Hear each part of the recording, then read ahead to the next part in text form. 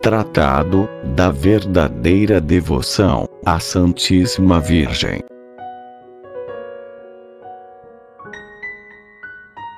Capítulo 1.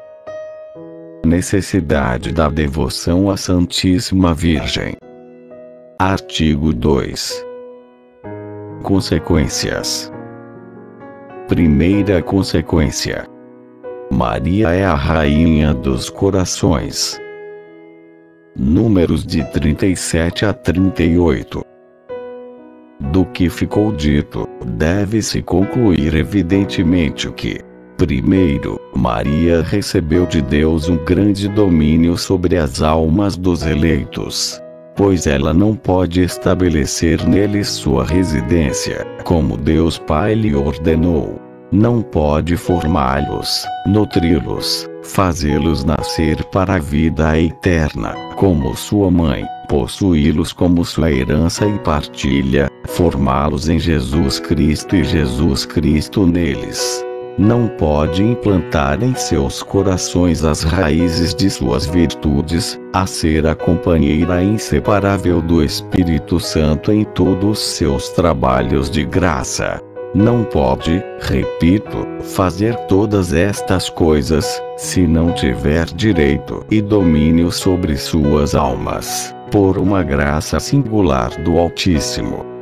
E esta graça, que lhe deu autoridade sobre o Filho único e natural de Deus, lhe foi concedida também sobre seus filhos adotivos, não só quanto ao corpo, o que seria pouco, mas também quanto à alma. Maria é a Rainha do céu e da terra, pela graça, como Jesus é o Rei por natureza e conquista. Ora, como o reino de Jesus Cristo compreende principalmente o coração ou o interior do homem, conforme a palavra, o reino de Deus está no meio de vós. Lucas 17, 21. O reino da Santíssima Virgem está principalmente no interior do homem, isto é, em sua alma, e é principalmente nas almas que ela é mais glorificada com seu Filho, do que em todas as criaturas visíveis, e podemos chamá-la com os santos a Rainha dos Corações. Segunda consequência. Maria é necessária aos homens para chegarem ao seu último fim. Número 39. Em segundo lugar, é preciso concluir que a Santíssima Virgem, sendo necessária a Deus, de uma necessidade chamada hipotética, devido à sua vontade, é muito mais necessária aos homens para chegarem a seu último fim. Não se confunda, portanto, a devoção à Santíssima Virgem com a devoção aos outros santos, como se não fosse mais necessária que a destes, e apenas de superrogação. Parágrafo 1. A devoção à Santa Virgem é necessária a todos os homens para conseguirem a salvação. Números de 40 a 42. O douto e piedoso Soares, da Companhia de Jesus, o sábio e devoto Justo Lípcio, doutor da Universidade de Lovaina, e muitos outros, provaram incontestavelmente, apoiados na opinião dos santos padres, entre outros, Santo Agostinho, Santo Efrém, diácono de Edessa, São Cirilo de Jerusalém, São Germanos de Constantinopla, São João de Damasco, Santo Anselmo, São Bernardo, São Bernardino, Santo Tomás e São Boaventura, que a devoção à Santíssima Virgem é necessária à salvação, e que é um sinal infalível de condenação, opinião do próprio Ecolampádio e vários outros hereges. não ter estima e amor à Santíssima Virgem. Ao contrário, é indício certo de predestinação, ser-lhe inteira e verdadeiramente devotado. As figuras e palavras do Antigo e do Novo Testamento o provam. A opinião e os exemplos dos santos o confirmam. A razão e a experiência o ensinavam e demonstram.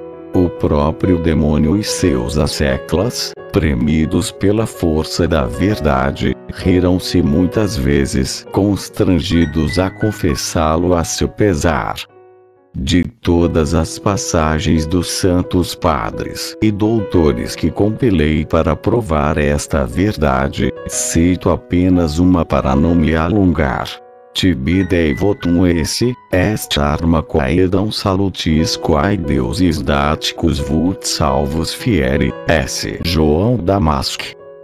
Ser vosso devoto, ó Virgem Santíssima, é uma arma de salvação que Deus dá àqueles que quer salvar. Eu poderia repetir aqui várias historias que provam o que afirmo. Entre outras, primeiro aquela que vem narrada nas crônicas de São Francisco, em que se conta que o santo viu, em êxtase, uma escada enorme, em cujo topo, apoiado no céu, avultava a Santíssima Virgem. E o santo compreendeu que aquela escada ele devia subir para chegar ao céu. Segundo a outra, narrada nas crônicas de São Domingos, quando o santo pregava o rosário nas proximidades de Carcassona, 15.000 demônios, que possuíam a alma de um infeliz herege, foram obrigados, por ordem da Santíssima Virgem, a confessar muitas verdades grandes e consoladoras, referentes à devoção a Maria.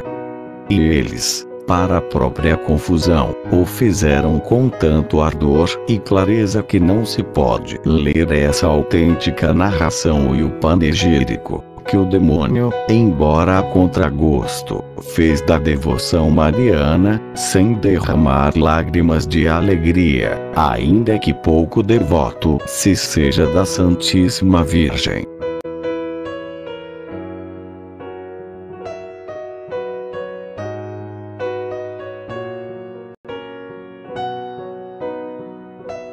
Parágrafo 2. A devoção à Santíssima Virgem é mais necessária ainda àqueles chamados a uma perfeição particular. Números de 43 a 48. Se a devoção à Virgem Santíssima é necessária a todos os homens para conseguirem simplesmente a salvação, é ainda mais para aqueles que são chamados a uma perfeição particular. Nem creio que uma pessoa possa adquirir uma união íntima com Nosso Senhor e uma perfeita fidelidade ao Espírito Santo, sem uma grande união com a Santíssima Virgem e uma grande dependência de seu socorro. Só Maria achou graça diante de Deus, Lucas 1:30, sem auxílio de qualquer outra criatura. E todos, depois dela, que acharam graça diante de Deus, acharam-na por intermédio dela, e é só por ela que acharão graça os que ainda virão. Maria era cheia de graça quando o arcanjo Gabriel a saudou, Lucas 1:28, e a graça superabundou quando o Espírito Santo a cobriu com sua sombra inefável, Lucas 1:35.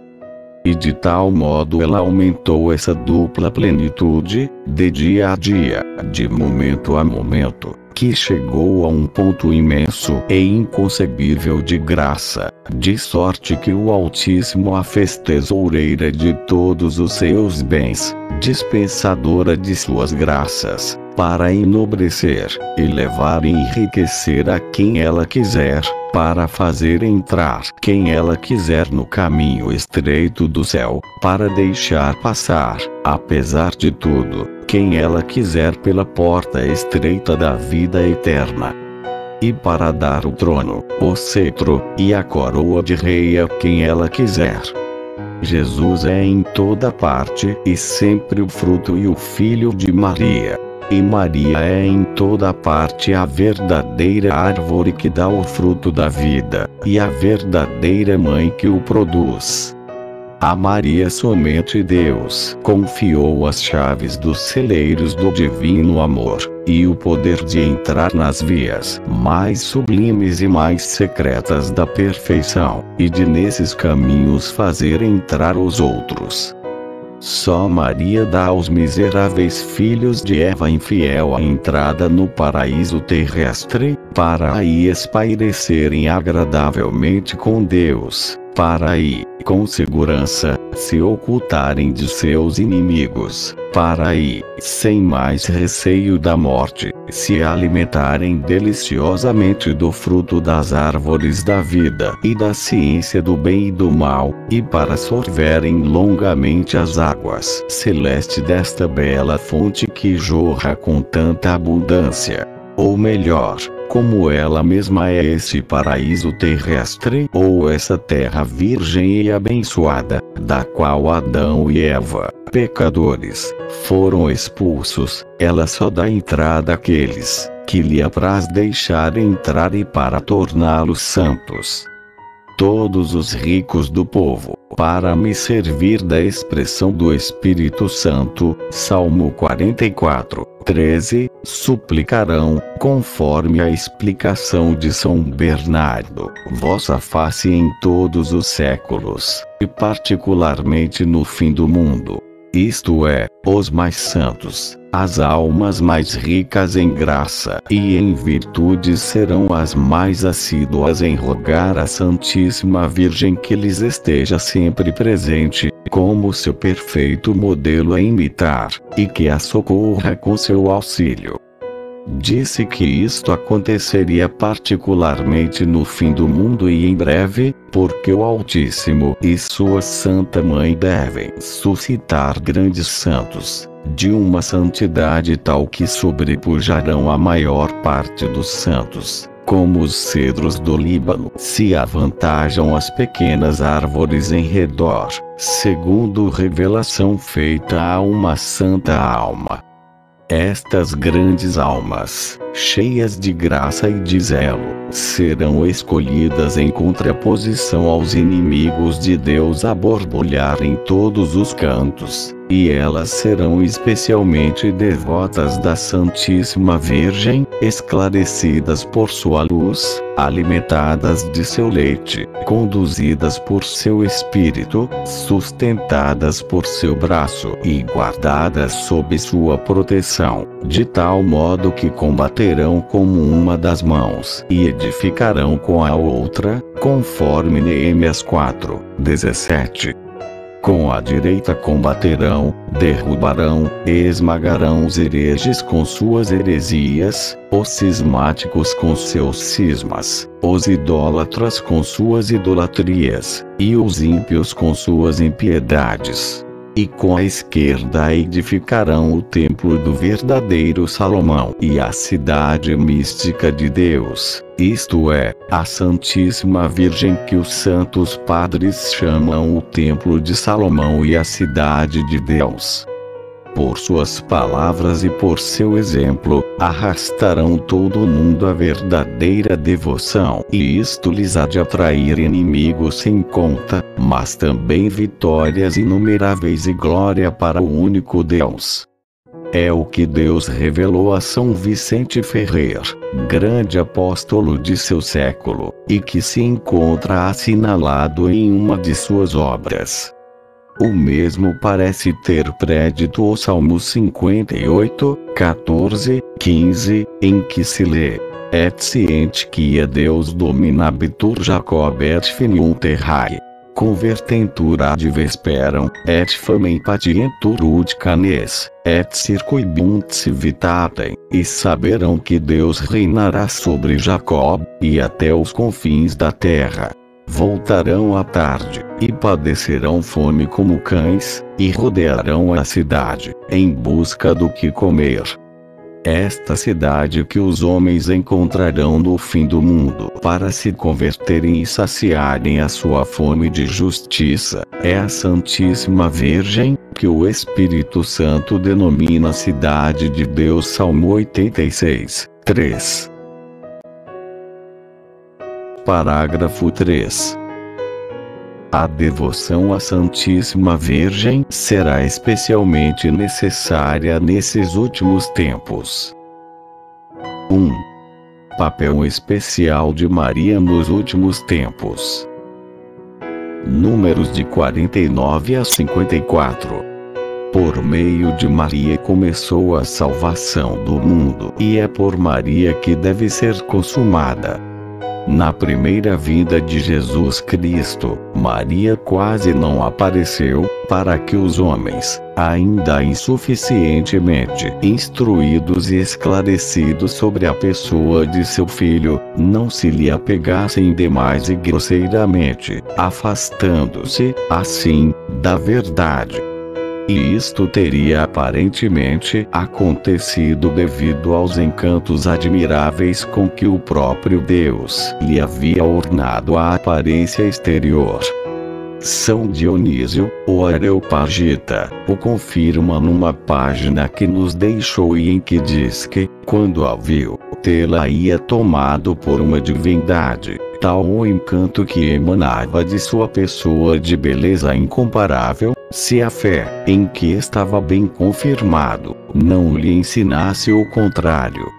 Mas, na segunda vinda de Jesus Cristo, Maria deverá ser conhecida e revelada pelo Espírito Santo, a fim de que por ela seja Jesus Cristo conhecido, amado e servido, pois já não subsistem as razões que levaram o Espírito Santo a ocultar sua esposa durante a vida e a revelá-la só pouco depois da pregação do Evangelho.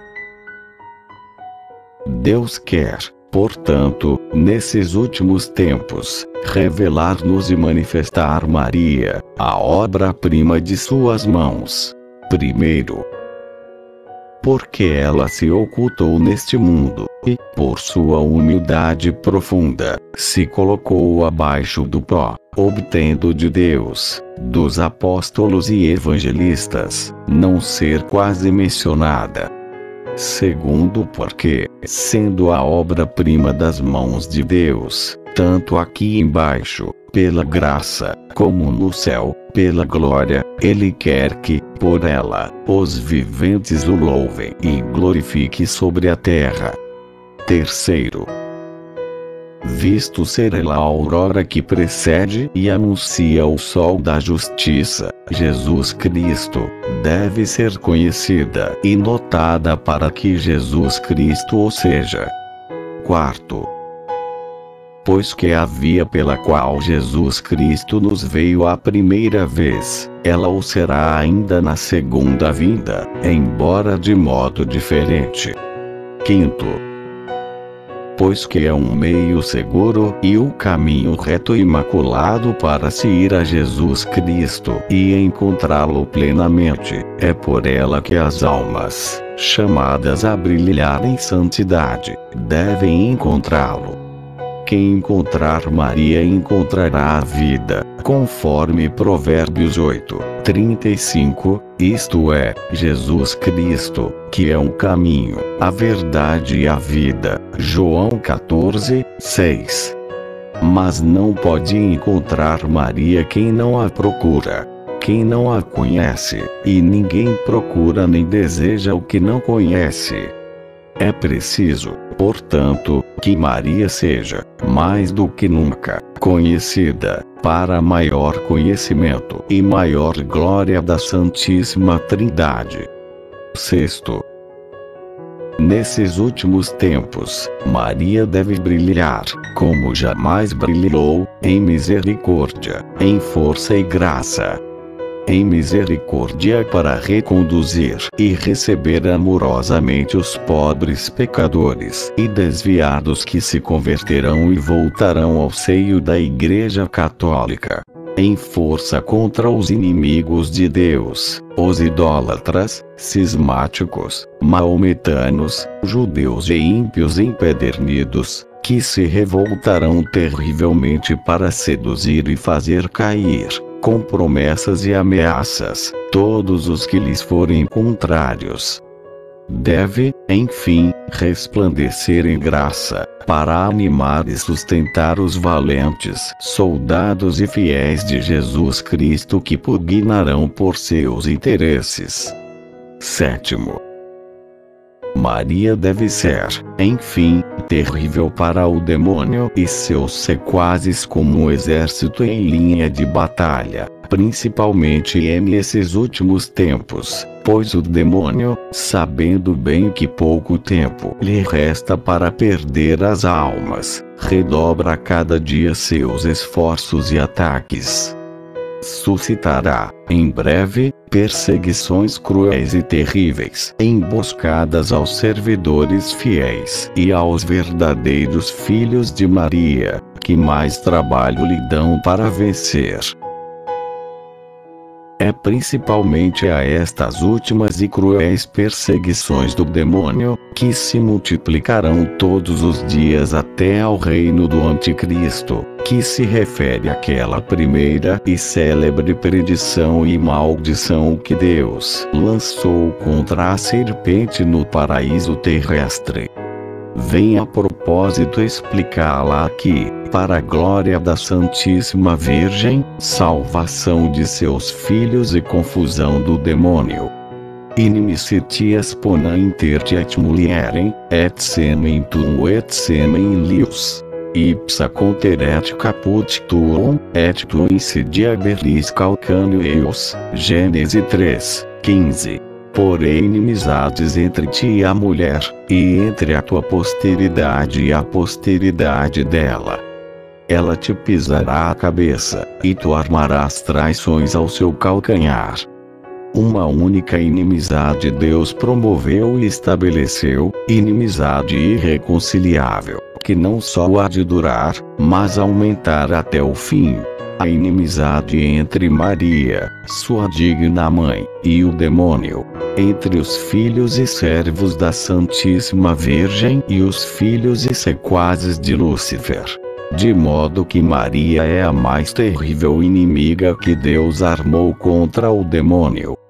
Ele lhe deu até, desde o paraíso, tanto ódio a esse amaldiçoado inimigo de Deus, tanta clarividência para descobrir a malícia desta velha serpente, tanta força para vencer, esmagar e aniquilar esse ímpio orgulhoso, que o temor que Maria inspira ao demônio é maior que o que lhe inspiram todos os anjos e homens e, em certo sentido, o próprio Deus.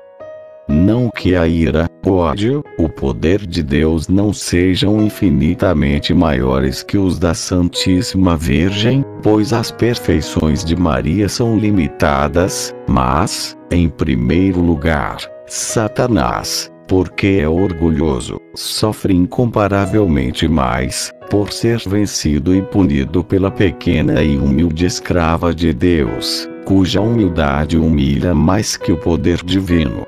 Segundo, porque Deus concedeu a Maria tão grande poder sobre os demônios, que, como muitas vezes se viram obrigados a confessar, pela boca dos possessos, infunde-lhes mais temor um só de seus suspiros por uma alma, que as orações de todos os santos, e uma só de suas ameaças que todos os outros tormentos.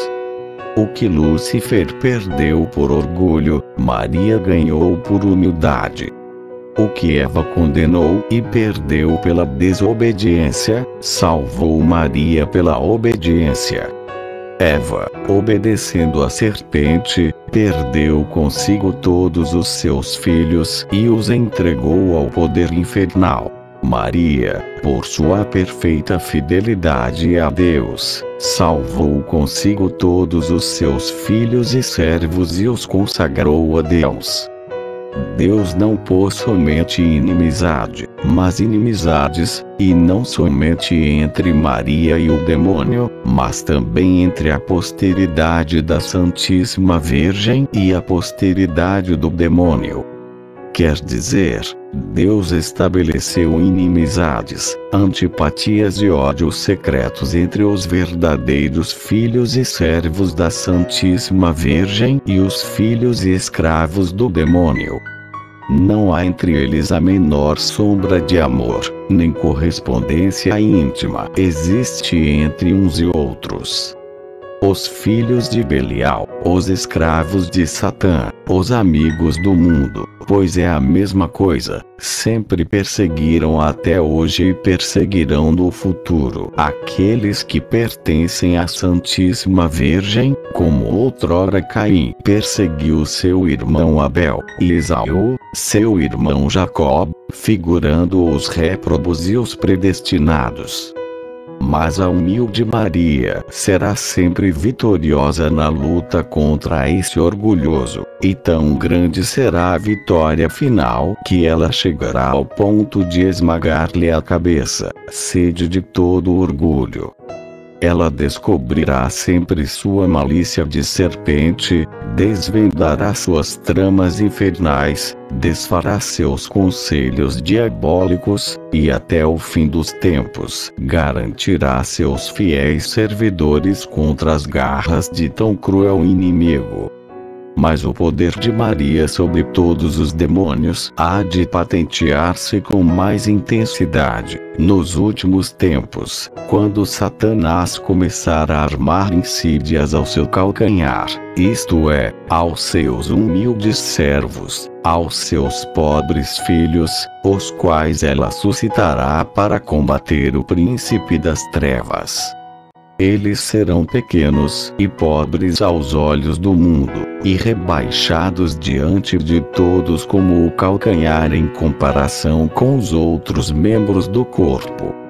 Mas, em troca, eles serão ricos em graças de Deus, graças que Maria lhes distribuirá abundantemente. Serão grandes e notáveis em santidade diante de Deus, superiores a toda criatura, por seu zelo ativo, e tão fortemente amparados pelo poder divino, que, com a humildade de seu calcanhar em união com Maria, esmagarão a cabeça do demônio e promoverão o triunfo de Jesus Cristo. 2. Os apóstolos dos últimos tempos. Números de 55 a 59. Deus quer, finalmente, que sua Mãe Santíssima seja agora mais conhecida, mais amada, mais honrada, como jamais o foi. E isto acontecerá, sem dúvida, se os predestinados puserem em uso, com o auxílio do Espírito Santo, a prática interior e perfeita que lhes indico a seguir. E, se a observarem com fidelidade, verão, então, claramente, quanto lhe permite a fé, esta bela estrela do mar, e chegarão a bom porto, tendo vencido as tempestades e os piratas. Conhecerão as grandezas desta soberana e se consagrarão inteiramente a seu serviço, como súditos e escravos de amor. Experimentarão suas doçuras e bondades maternais, amá-la eternamente, como seus filhos estremecidos. Conhecerão as misericórdias de que ela é cheia, a necessidade que tem de seu auxílio, e há de recorrer a serviço, como súditos e escravos de amor. Experimentarão suas doçuras e bondades maternais, amá-la eternamente, como seus filhos estremecidos.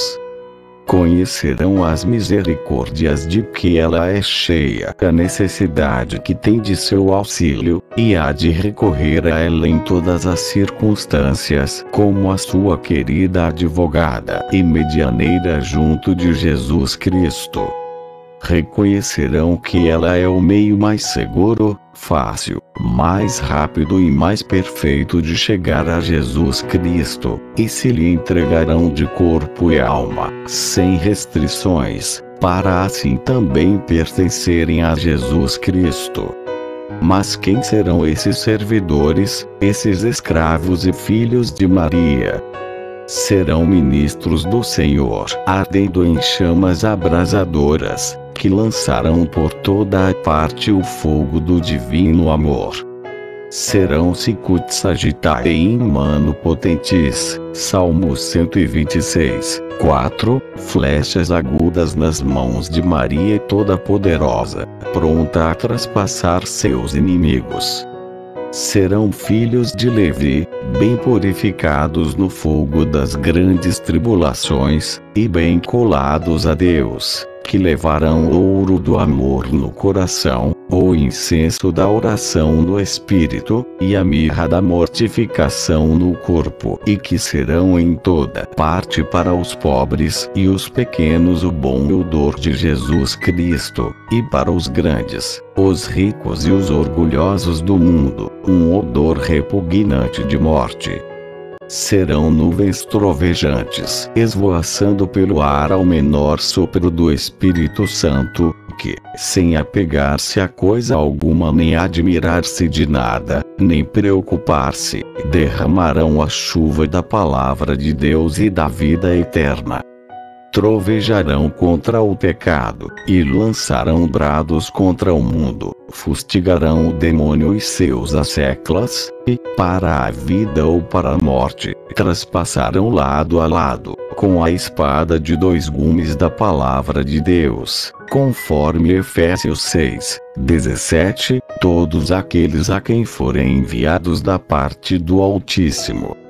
Serão verdadeiros apóstolos dos últimos tempos, e o Senhor das virtudes lhes dará a palavra e a força para fazer maravilhas e alcançar vitórias gloriosas sobre seus inimigos.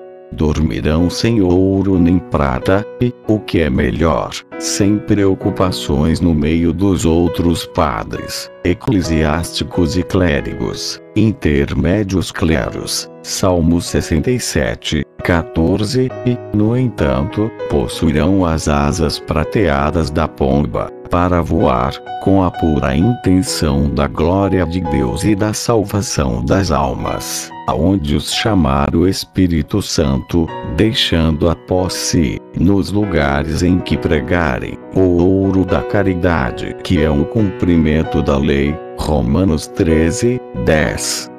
Sabemos, enfim, que serão verdadeiros discípulos de Jesus Cristo, andando nas pegadas da pobreza e humildade, do desprezo do mundo e caridade, ensinado o caminho estreito de Deus na pura verdade, conforme o Santo Evangelho, e não pelas máximas do mundo, sem se preocupar nem fazer acepção de pessoa alguma, sem poupar, escutar ou temer nenhum mortal, por poderoso que seja. Terão na boca a espada de dois gumes da palavra de Deus. Em seus ombros ostentarão o estandarte ensanguentado da cruz, na direita, o crucifixo, na esquerda o rosário, no coração os nomes sagrados de Jesus e de Maria, e, em toda a sua conduta, a modéstia e a mortificação de Jesus Cristo. Eis os grandes homens que hão de vir, suscitados por Maria, em obediência às ordens do Altíssimo, para que o seu império se estenda sobre o império dos ímpios, dos idólatras e dos maometanos. Quando e como acontecerá? Só Deus o sabe. Quanto a nós, cumpre calar-nos, orar, suspirar e esperar. Expectas expectavi, Salmo 39, 2.